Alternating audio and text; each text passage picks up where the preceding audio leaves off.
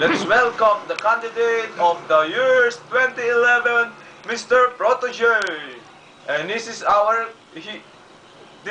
candidate number 1 from Nagilian, Camarusung, Dennis Tevez.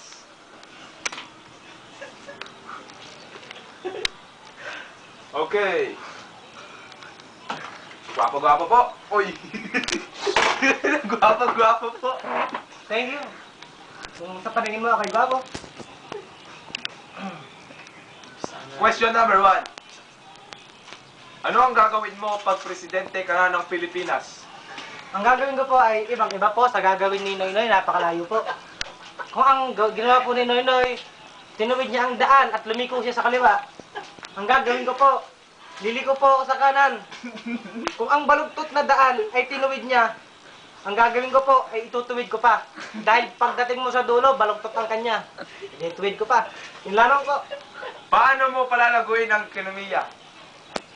Papalaguin ko ang ekonomiya ng bansa, ipapaputol ko ang mga puno para mag-landslide. Para mag-landslide, syempre. Kalinong nun. Tapos, magpapagawa tayo ng basurahan sa gitna ng kaltagan. Bukid pala. Siyempre, magpapatanim din ako ng mga kanyan, mansanas, upas. Wala tayo sa Pilipinas nun eh. Gusto kong makatigil ng strawberry pa. Sino ang mas gwapo sa inyo ni Justin Bieber? Kung tutusin lang talaga mas gwapo naman kay Justin Bieber. Mas gwapo ka ng kaunti kay Justin Bieber. Nakalamang lang siya sa akin kasi may blondie siya eh. Amerikano. Tapos kulot ang buhok ko. Pero kita niya naman sa ilong pa lang. Mas gwapo ako sa kanya kasi nakalamang lang siya sa akin ng 2 tabo na paligo. Kung si Chris ang asawa mo, paano mo siya pasasayahin?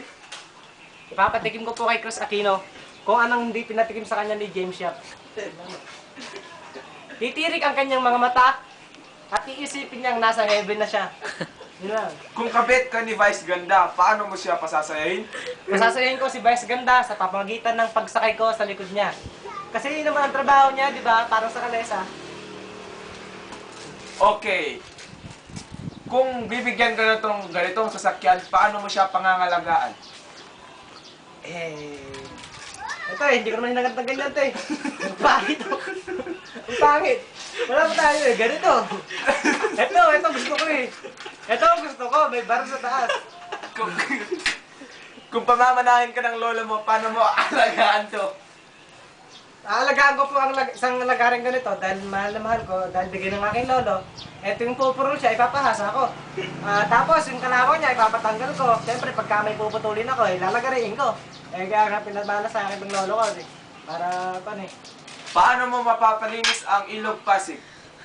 yung mga bata dyan, mga 6 na taon hanggang 5 taong gulang, tutunan na natin magpalangoy. Papalangoy na natin sila ron.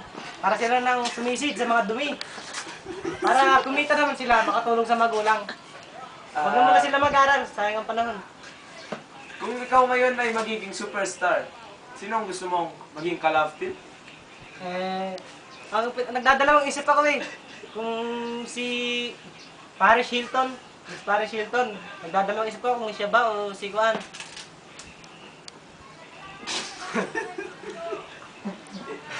Taylor Swift. Taylor Swift? O si Taylor Swift na tsaka si Paris Hilton, nagdadalawang isip ako sa dalawa na yun Kasi nag-aaway silang dalawa dahil sa akin. Kita mo naman sa outfit ko. Kung ang US President ay bibigyan ka ng ganitong aeroplano, paano mo siya pangangalagaan? Sasakyan ko ito araw-araw. Siyempre, pag pupunta ako ng bukid, yan ang service ko. Para naman napapangalagaan ko. Siyempre, hindi ko naman siya papadalhin.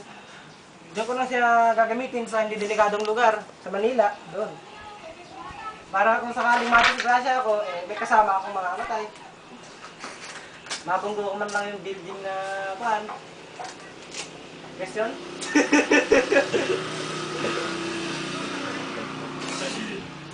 Let's score for... Okay, this is our talent. What is your talent? Nagdadalawang isip kasi ako, pero magigitara na lang ako Oh, sige. Ito po ang aking talent. Sana po magustuhan niyo ang aking talento. Dahil ang aking talento po ay napakahaba nito. Thank you very much. Sana pakinggan mo. Pakinggan niyo pala.